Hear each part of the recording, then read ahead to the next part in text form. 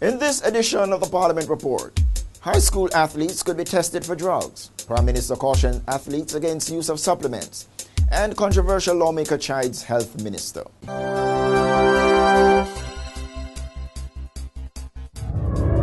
If Prime Minister Portia Simpson Miller has her way, high school students who participate in the annual Boys and Girls Championships could be subject to drug tests by the Jamaica Anti-Doping Commission.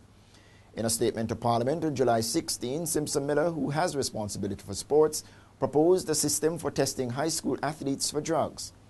However, she said this system would only be introduced with the appropriate approvals from the Ministry of Education, ISA, and the parents and guardians of these youngsters. And the Prime Minister is cautioning the country's athletes to be vigilant in protecting themselves from substances that could show up on the World Anti-Doping Agency's prohibited list as well as prove harmful to them. She implored athletes and Jamaicans in general to be mindful of supplements. Quoting from the U.S. Food and Drug Administration, the Prime Minister warned that while some dietary supplements are fairly well understood, others need further study. Her comments come in the wake of severe damage to Jamaica's image after adverse analytical findings in the A sample of 5 athletes. Southwest St. Catherine Member of Parliament Everald Warmington on July 16 chastised Health Minister Dr. Fenton Ferguson for his handling of the introduction of the ban on smoking in public places.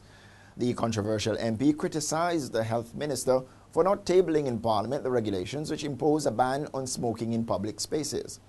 Ferguson agreed that he should have tabled the regulations in Parliament, but said the Public Health Act gave him powers to introduce regulations without affirmative action from Parliament. He says the regulations will be tabled in the House on July 23, but made it clear that the effective July 15 date of the smoking ban would not be changed.